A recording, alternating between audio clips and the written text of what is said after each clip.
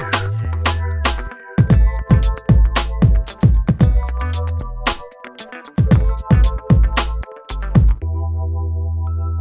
Lazy Odd Modeler here again with another video with a build that I brought to Atlanta. This is the 1941 Chevy pickup by Revell. This was built back in 2000 when the kit first came out.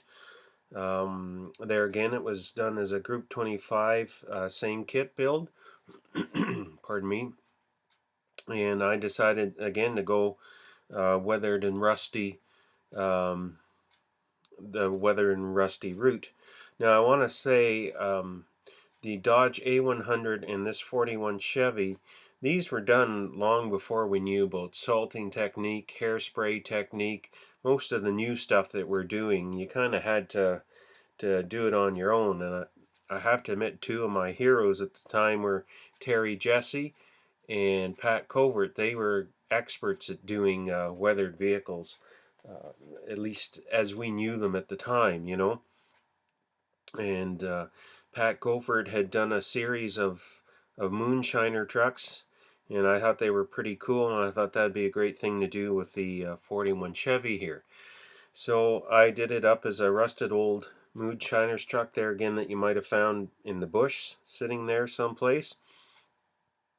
So this was done, the grills were stripped and the headlight buckets were stripped and painted white. Now at the time I didn't know that flat white should have been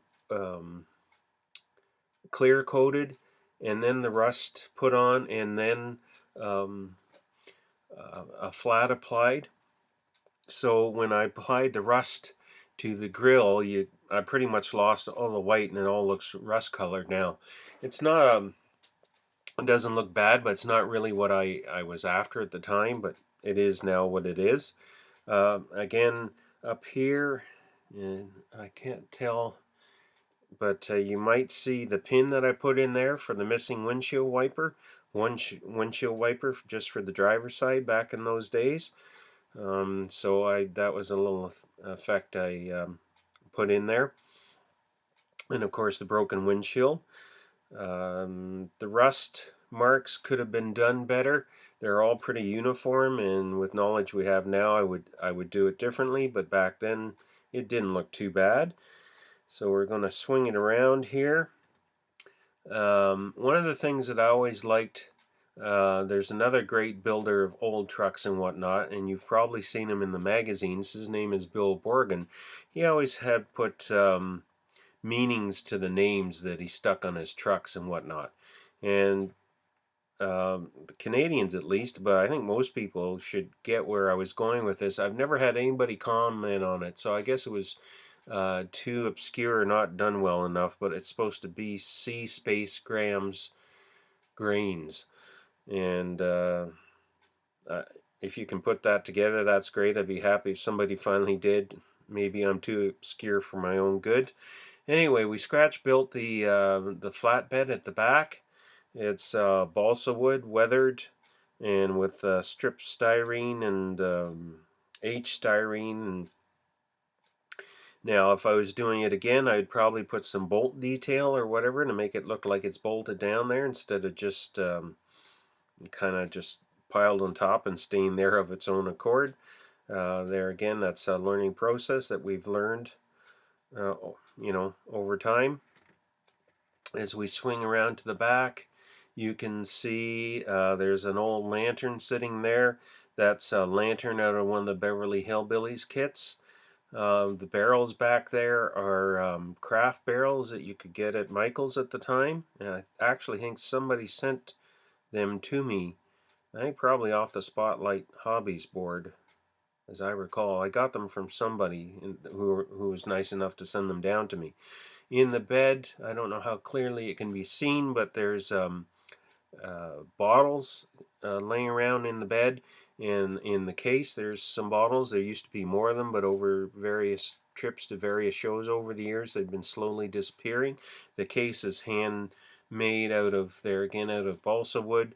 The bottles are from the AMT 28 Gangbuster Lincolns that had the gang figures and the machine guns, and they had bottles and all sorts of stuff appropriate for the Prohibition era. So the bottles come from that kit, or those. I don't know how many I stole over the years for this model. Um, but yeah, that's the bed. It was all weathered. Um, I'm trying to remember now. I forget if I had yeah, I think I had a weathering product for wood that the railroad guys used. I think that's what was used for weathering all the wood on the that comprises the flatbed as well as the case and the barrels. On this side, you can see here. There we go. You can see right down here, that's the filler neck, and there's an old rag hanging down out of the filler neck.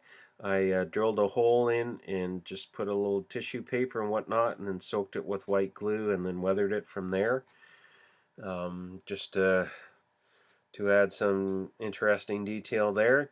The leaves that are on the running boards and in the bed are actual real maple leaves that I let dry right out, and then I crumpled them and broke them up around. I don't know how much they look like leaves, but it sort of gives the effect. And I think that pretty much covers. It's green and black. There again, I don't remember which green I used or the black. I'm assuming Tamiya, but there again, it's quite a few years ago, so I don't exactly remember. Yeah, I think that pretty much covers this little Rum Runners Moonshiners truck that we built back then. Oh yeah, I forgot to mention, inside there's a jug, like a jug with a cork with moonshine in it for the driver. That came out of the Beverly Hillbillies kit. There is again, there's bare metal foil in the seats signifying um,